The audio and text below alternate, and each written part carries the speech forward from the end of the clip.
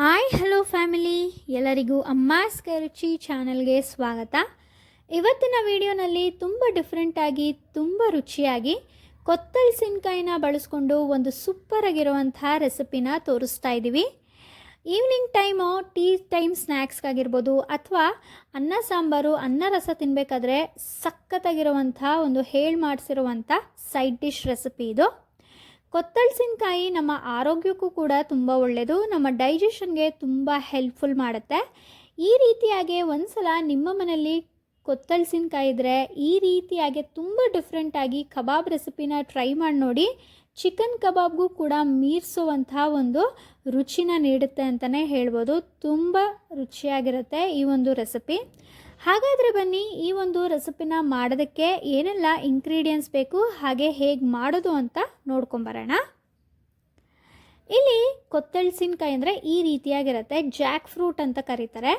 ಅದನ್ನು ನಾವು ಕ್ಲೀನಾಗೆ ಈ ರೀತಿಯಾಗಿ ಕಟ್ ಮಾಡಿಕೊಂಡು ಮೀಡಿಯಮ್ ಆಗಿ ಈ ಒಂದು ಸೈಜ್ಗೆ ಕಟ್ ಮಾಡಿ ನೀರಿನಲ್ಲಿ ನೆನೆಸಿಟ್ಟಿದ್ದೀವಿ. ಈ ರೀತಿಯಾಗಿ ಕಟ್ ಮಾಡಿ ಎತ್ತಿಟ್ಕೊಂಡಿದ್ದೀವಿ. ಅದಾದಮೇಲೆ ನಾವಿಲ್ಲಿ ಕಡಲೆ ಹಿಟ್ಟು 1-2 ಟೇಬಲ್ ಸ್ಪೂನು, ಮೈದಾ 3 ಟೇಬಲ್ ಸ್ಪೂನ್, ಹಾಗೆ ಅಕ್ಕಿ ಹಿಟ್ಟು 2-3 ಟೇಬಲ್ ಸ್ಪೂನು, ಹಾಗೆ ಕಾರ್ನ್ಫ್ಲೋರು 1-2 ಟೇಬಲ್ ಸ್ಪೂನಷ್ಟು, ಮತ್ತು ಶುಂಠಿ ಬೆಳ್ಳುಳ್ಳಿ ಪೇಸ್ಟ್ 2 ಟೇಬಲ್ ಸ್ಪೂನ್ ತೊಗೊಂಡಿದ್ದೀವಿ. ಖಾರದ ಪುಡಿ 2 ಟೇಬಲ್ ಸ್ಪೂನು, ಧನಿಯಾ ಪುಡಿ 1 table spoon, garam masala 1/2 table spoon, pepper powder 1/4 table ಸ್ಪೂನಷ್ಟು, ಹಾಗೆ ಕಸ್ತೂರಿ ಮೇಥಿ 4 ಹಸಿ ಮೆಣಸಿನ್ಕಾಯಿ, ಸ್ವಲ್ಪ ಕೊತ್ತಂಬರಿ ಸೊಪ್ಪನ್ನ ಚಿಕ್ಕದಾಗಿ ಕಟ್ ಮಾಡಿದ್ದೀವಿ.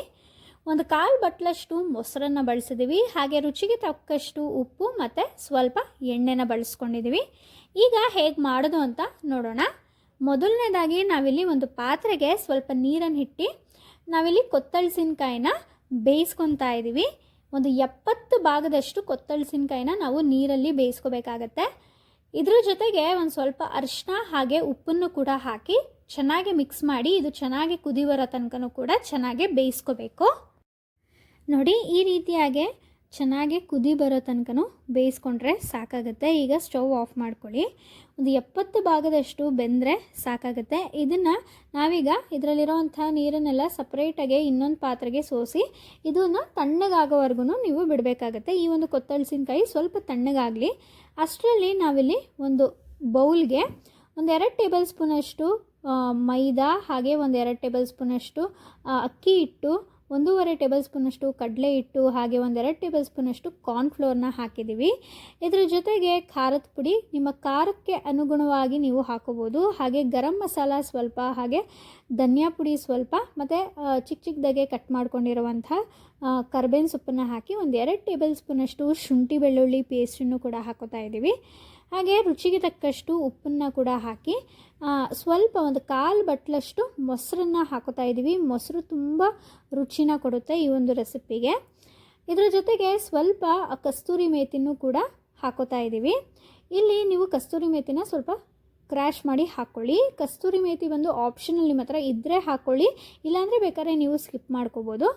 ಈಗ ಚೆನ್ನಾಗೆ ಮಿಕ್ಸ್ ಮಾಡ್ಕೊತಾ ಇದ್ದೀವಿ. ನಾವು ಶುಂಠಿ ಬೆಳ್ಳುಳ್ಳಿ ಪೇಸ್ಟ್ ಹಾಕಿದ್ದೀವಲ್ಲ, ಆದ್ದರಿಂದ ಕ್ಲೀನಾಗೆ ಮಿಕ್ಸ್ ಮಾಡ್ಕೊಳ್ಳೋಣ. ಅದಾದಮೇಲೆ ಸ್ವಲ್ಪನೇ ನೀರನ್ನು ಹಾಕಿ ಇದನ್ನು ಚೆನ್ನಾಗಿ ಕಲಿಸ್ಕೊಳ್ಳಿ. ತುಂಬ ತೆಳ್ಳಗೆ ಮಾಡೋಕ್ಕೆ ಹೋಗಬೇಡಿ, ಉಪ್ಪು ಖಾರ ಎಲ್ಲ ಕ್ಲೀನಾಗಿ ಹಿಡಿಯಲ್ಲ ಕೊತ್ತಳಸಿನಕಾಯಿಗೆ.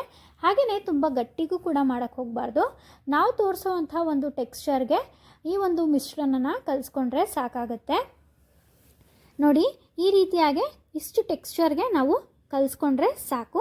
ಈಗ ನಾವು ಕೊತ್ತಳಸಿನಕಾಯಿ ಪೀಸಸ್ನೆಲ್ಲನೂ ಕೂಡ ಹಾಕ್ಕೊಂಡು ಇದನ್ನು ಚೆನ್ನಾಗಿ ಮಿಕ್ಸ್ ಮಾಡ್ಕೊತಾ ಇದ್ದೀವಿ.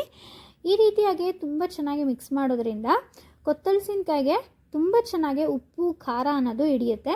ಇದನ್ನು ನೀವು ಮಿಕ್ಸ್ ಮಾಡಿ ಅರ್ಧ ಗಂಟೆ ಇಟ್ಟರೆ ತುಂಬ ಒಳ್ಳೆಯದು. ಯಾಕಂದರೆ ಅರ್ಧ ಗಂಟೆ ಇಟ್ಟರೆ ತುಂಬ ರುಚಿಯಾಗಿ ಬರುತ್ತೆ. ಅರ್ಜೆಂಟಾಗಿ ಏನಾದರೂ ಮಾಡ್ತಾಯಿದ್ರೆ 15 ನಿಮಿಷ 20 ನಿಮಿಷ ಹಾಗೆ ಸ್ವಲ್ಪ ಹೊತ್ತು ಎತ್ತಿಟ್ಟು ಅದಾದಮೇಲೆ ಮಾಡಿಕೊಂಡ್ರೆ ತುಂಬ ರುಚಿಯಾಗಿ ಬರುತ್ತೆ. ಈಗ ಒಂದು ಬಾಣಲಿಗೆ ಡೀಪ್ ಫ್ರೈ ಮಾಡೋ ಅಷ್ಟು ಎಣ್ಣೆನ ಹಾಕಿ, ಎಣ್ಣೆ ಸ್ವಲ್ಪ ಬಿಸಿ ಆದಮೇಲೆ ನಾವು ರೆಡಿ ಮಾಡಿಕೊಂಡು ಮಿಕ್ಸ್ ಮಾಡಿ ಇಟ್ಟಿರುವಂತಹ ಕೊತ್ತಳಸಿನಕಾಯಿನೆಲ್ಲ ಒಂದೊಂದೇ ಆಗಿ ಎಣ್ಣೆ ಒಳಗೆ ಬಿಡ್ತಾ ಬರ್ತೀವಿ. ನೋಡಿ, ಈ ರೀತಿಯಾಗಿ ಒಂದೊಂದೇ ಪೀಸಾಗಿ ಬಿಡ್ತಾ ಬನ್ನಿ.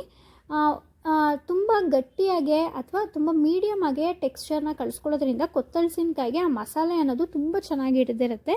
ಆದ್ದರಿಂದ ನಾನು ನಿಮಗೆ ಆಗಲೇ ಹೇಳಿದ್ದು ತುಂಬ ತೆಳ್ಳಕ್ಕೂ ಮಾಡ್ಕೊಳ್ಳೋಕ್ಕೆ ಹೋಗಬೇಡಿ, ಆಗ ಚೆನ್ನಾಗಿ ಬರೋದಿಲ್ಲ. ನೋಡಿ, ಈ ರೀತಿಯಾಗಿ ಎಣ್ಣೆಲೆಲ್ಲ ಬಿಡ್ತಾ ಇದನ್ನು ತುಂಬ ಚೆನ್ನಾಗಿ ಡೀಪ್ ಫ್ರೈ ಮಾಡ್ಕೋಬೇಕಾಗತ್ತೆ. ಕೊತ್ತಲ್ಸಿನಕಾಯಿನ ನಾವು ಮೊದಲೇ ಬೇಯಿಸ್ಕೊಂಡಿರೋದ್ರಿಂದ ಜಾಸ್ತಿ ಹೊತ್ತು ಏನೂ ಹಿಡಿಯಲ್ಲ, ಬೇಗ ಡೀಪ್ ಫ್ರೈ ಆಗೋಗುತ್ತೆ. ಒಳಗಡೆನೂ ಕೂಡ ತುಂಬ ಚೆನ್ನಾಗಿ ಬೆಂದಿರುತ್ತೆ. ನೋಡಿ, ಈ ರೀತಿಯಾಗಿ ಚೆನ್ನಾಗೆ ಡೀಪ್ ಫ್ರೈ ಆಗೋ ತನಕನೂ ಮಾಡ್ಕೊಳ್ಳಿ. ನೋಡಿ, ಇಷ್ಟು ನೀವು ಡೀಪ್ ಫ್ರೈ ಮಾಡಿಕೊಂಡ್ರೆ ಸಾಕು. ಇದನ್ನೆಲ್ಲ ನಾವೀಗ ಒಂದು ಸಪ್ರೇಟ್ ಪ್ಲೇಟ್ಗೆ ಎತ್ತಿಟ್ಕೋತಾ ಇದ್ದೀವಿ. ತುಂಬ ರುಚಿಯಾಗಿರುತ್ತೆ. ನಾನ್ ವೆಜ್ ತಿನ್ನಲ್ಲ ಅನ್ನೋರಿಗೆ ಹೇಳಿ ಮಾಡಿಸಿರುವಂಥ ಒಂದು ರೆಸಿಪಿ ಇದು. ನೋಡಿ, ಇದೇ ಥರನೇ ಮಿಕ್ಕಿರುವಂಥ ಒಂದು ಕೊತ್ತಲ್ಸಿನಕಾಯಿ ಪೀಸಸ್ನು ಕೂಡ ಎಣ್ಣೆಯೊಳಗೆ ಹಾಕೋತಾ ಇದ್ದೀವಿ. ಇದನ್ನು ಕೂಡ ಚೆನ್ನಾಗೆ ಡೀಪ್ ಫ್ರೈ ಮಾಡ್ಕೊಳ್ಳಿ. ನಿಮ್ಮ ಮನೇಲಿ ಏನಾದರೂ ಫಂಕ್ಷನ್ ಮಾಡಿದಾಗ ಅಥವಾ ಚಿಕ್ಕ ಪುಟ್ಟ ಫಂಕ್ಷನ್ ಮಾಡಿದಾಗ, ಮನೇಲಿ ಯಾರಾದರೂ ಸಡನ್ನಾಗಿ ಗೆಸ್ಟ್ ಬಂದಾಗ ಅಂಥ ಟೈಮಲ್ಲಿ ತುಂಬ ಚೆನ್ನಾಗಿರುತ್ತೆ. ಈ ಒಂದು ರೆಸಿಪಿ ಮಾಡ್ಕೊಂಡು ಕೊಟ್ಟರೆ ತುಂಬ ಇಷ್ಟಪಟ್ಟು ತಿಂತಾರೆ. ಇಲ್ಲಿ ನಾವು ಹಸಿಮೆಣಸಿನ್ಕಾಯಿನ ಮಧ್ಯದಲ್ಲಿ ಸೀಳ್ಬಿಟ್ಟು ಎಣ್ಣೆ ಒಳಗೆ ಹಾಕೋತಾ ಇದ್ದೀವಿ. ಹಾಗೆ ಸ್ವಲ್ಪ ಕರಿಬೇವಿನ ಸೊಪ್ಪನ್ನು ಕೂಡ ಹಾಕೋತಾ ಇದ್ದೀವಿ. ಹಸಿಮೆಣಸಿನ್ಕಾಯಿನ ಈ ರೀತಿಯಾಗಿ ಹಾಕೋದ್ರಿಂದ ತುಂಬ ರುಚಿಯಾಗಿ ಬರುತ್ತೆ, ಖಾರವಾಗಿ ಸಖತ್ತಾಗಿರುತ್ತೆ. ಹಾಗೆ ಕರಿಬೇವಿನ ಸೊಪ್ಪು ಕೂಡ ಮಧ್ಯದಲ್ಲಿ ಸಿಗ್ತಾ ಇದ್ದರೆ ತುಂಬ ರುಚಿಯಾಗಿ ಬರುತ್ತೆ, ತುಂಬ ಕ್ರಿಸ್ಪಿಯಾಗಿರುತ್ತೆ. ನೋಡಿ, ಈ ರೀತಿಯಾಗಿ ನಾವು ಎತ್ತಿಟ್ಕೊಂಡಿದ್ದೀವಿ.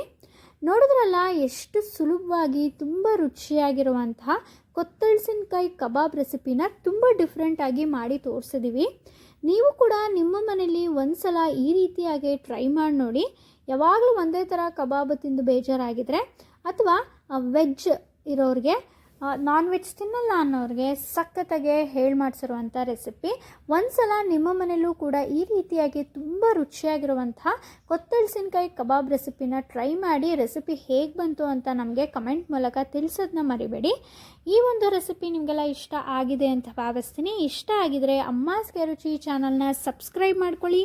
ಹಾಗೆ ಲೈಕ್, ಶೇರ್, ಕಮೆಂಟ್ ಮಾಡೋದನ್ನ ಮರಿಬೇಡಿ.